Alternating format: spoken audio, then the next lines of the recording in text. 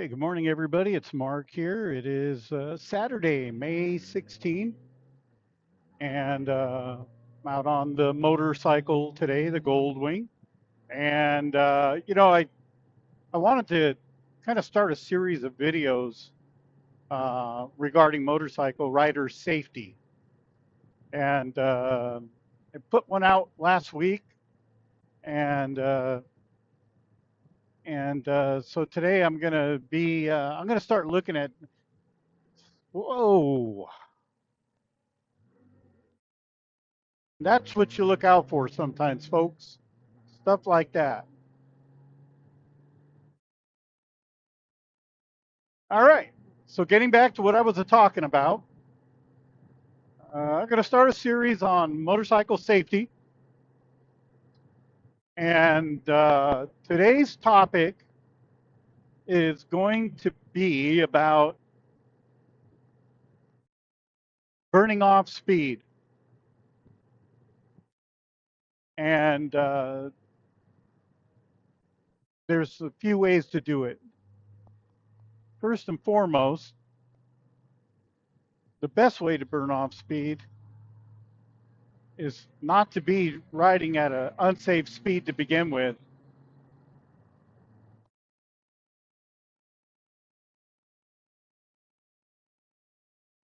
And unfortunately, you can't get people on motorcycles to, not all people, just some people, to abide by that rule. Not because it's against the law, which it is, but also because it's just not safe. Uh, you know, we see all these youngsters on these naked bikes and uh, riding willies and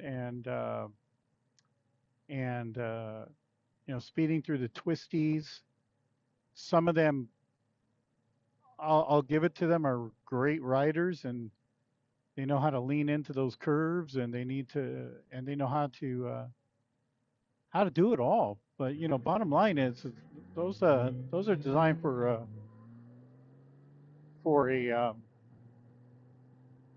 a test track or an actual road race, not for the road.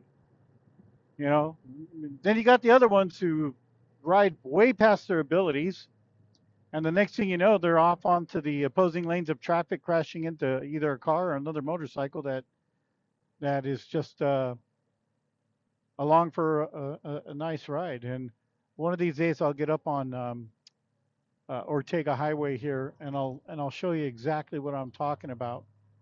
But so when it comes to burning off speed is going to be the best, one of the best tools in your arsenal of rider safety techniques that you could have, uh, because it brings several different things into play.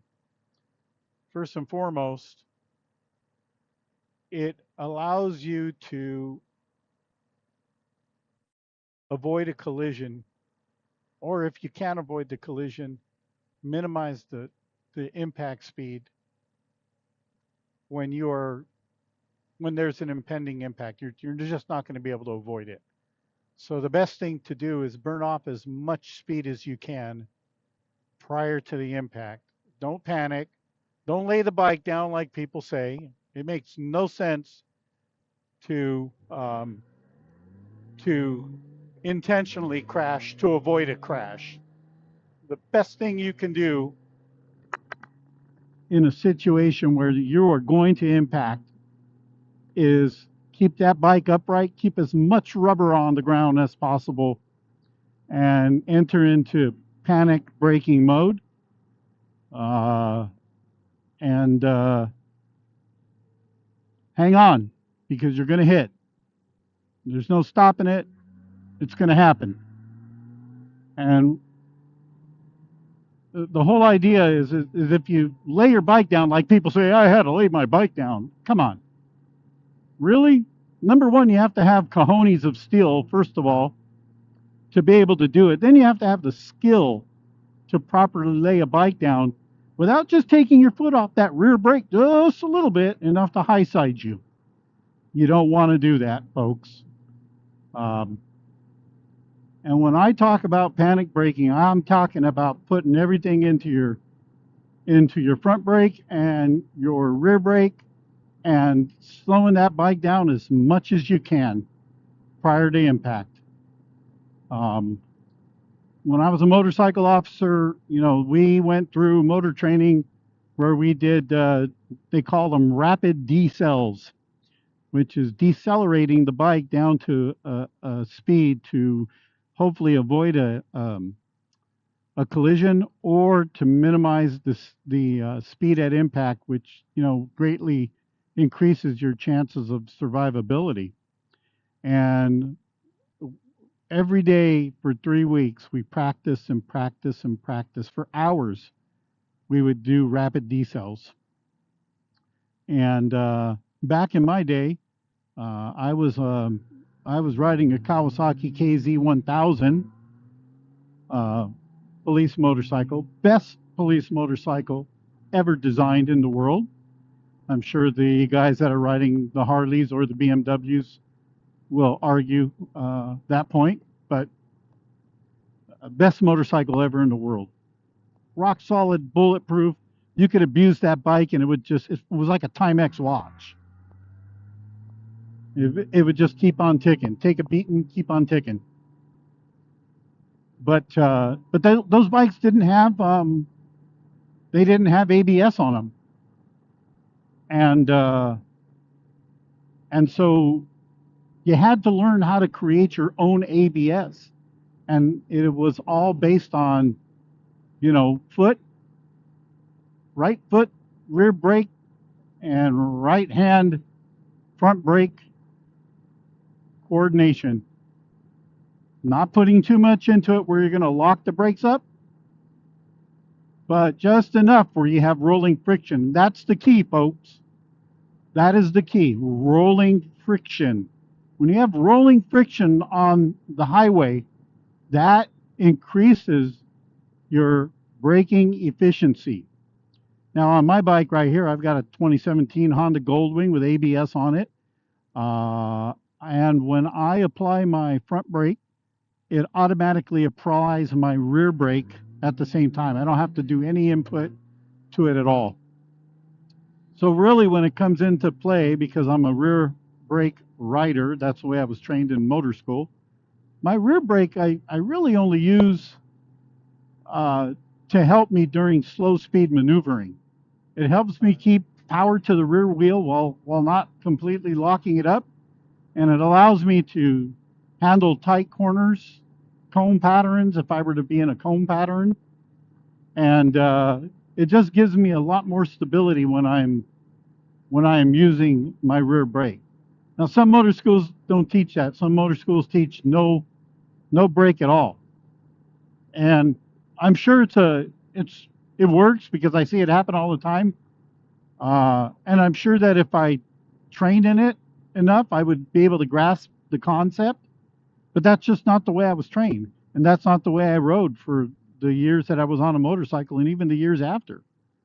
And but with this bike that I have here, I really don't need to use my rear brake because my front brake takes care of all of it. Now, when it comes to the front brake, you know, the old school of thought was, hey, you don't really want to use your front brake too much because you can inadvertently lock up that front wheel, especially when you're in the twisties.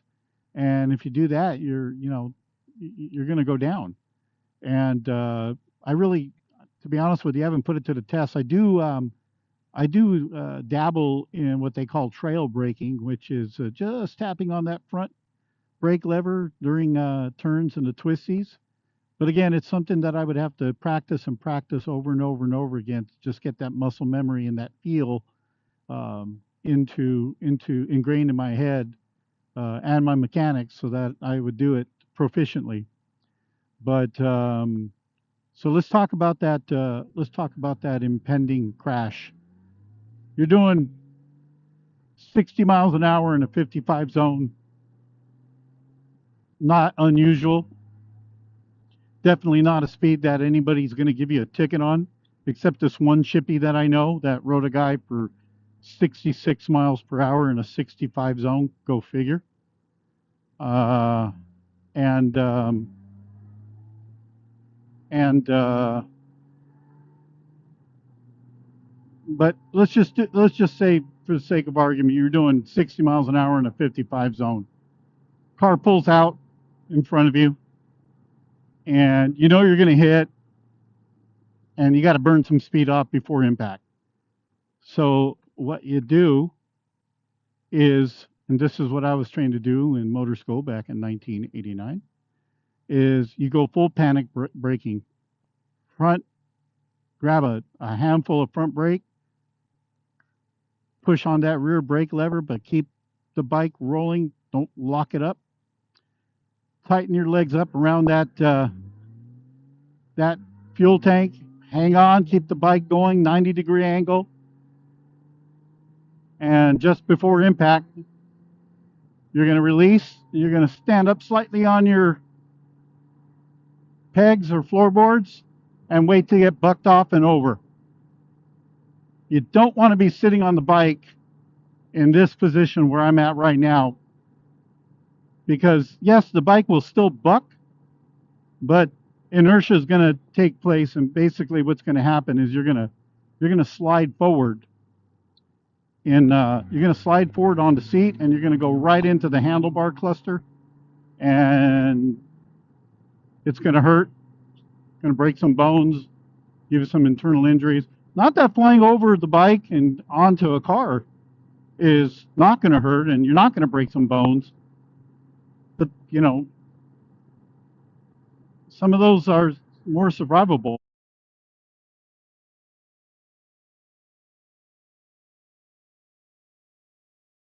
I know when I crashed on my most serious crash, I was in a pursuit, and was code 3 going on the opposite side of traffic, code 3, coming into an intersection doing about, I don't know, probably about 35 or 40 miles per hour, getting ready to approach the intersection. And there was a big rig stopped on the freeway off ramp, and what I couldn't see was the car on the other side of it. And as I entered into the intersection, it was a 1977 blue Ford Thunderbird. I remember it like it was yesterday. Pulls out right in front of me, nothing I could do.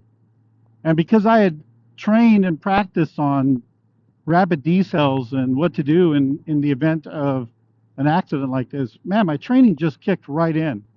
Everything I did exactly like I was trained to do.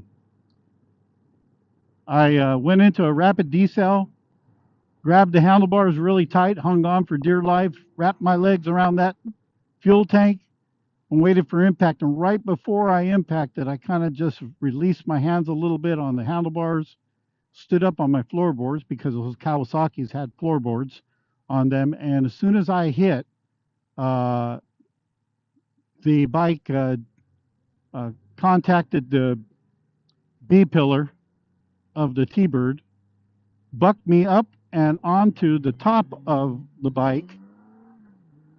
I'm sorry, bucked me up and onto the top of the T-Bird. And I felt okay. I felt like, okay, this wasn't that bad.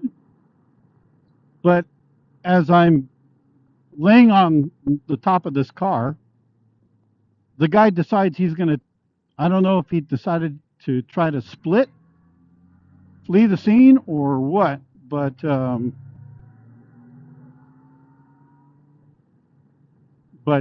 he took off and was going to try to get back on the freeway again. And that's when I rolled off the car about, I don't know, 50, 75 feet down the on-ramp. And that's where my injuries occurred, is when I rolled off the car and landed on the on-ramp. But everything came into play. You'll probably say I'm calling BS on that. That's fine, you can do that, but I was there and you weren't. And that's how I survived my traffic accident, by burning off speed.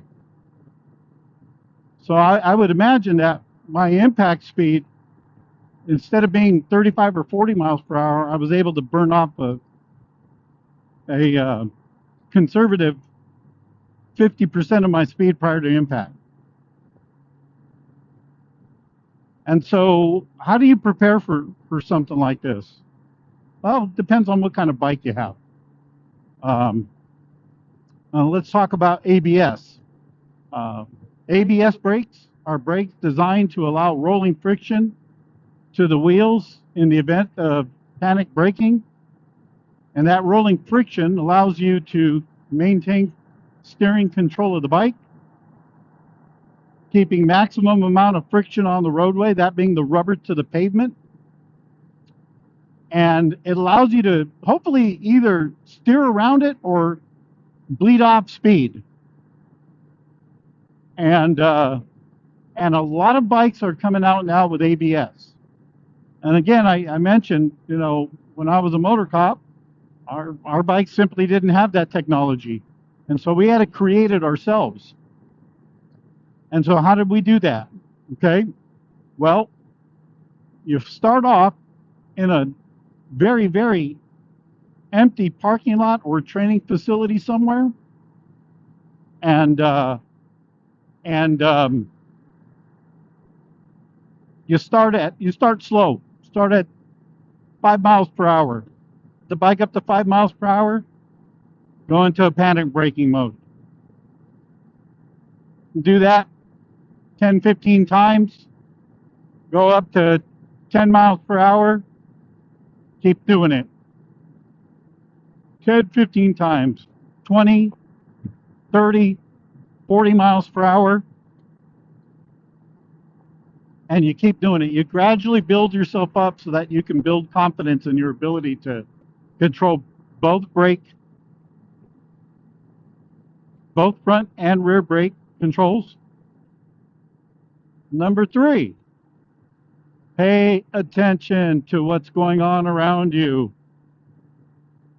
What is coming out of driveways? What is coming out of intersections, cross streets? Pay attention to that stuff. Adjust your speed accordingly. If you feel that it could be a hazard, don't take a chance. Adjust the speed a little bit. Already be on top of your game to reduce your speed, burn off speed. And if you practice these tips on a regular basis, and the next thing you want to do is if you ride with a two-up, pylon or a rider, passenger, you want to make sure you also train with it in that kind of an environment as well, especially if you're riding two-up all the time. But again, safety is everything. And this is Mark's tip for today on how to burn off speed on your motorcycle. Thanks for watching. Have a great day.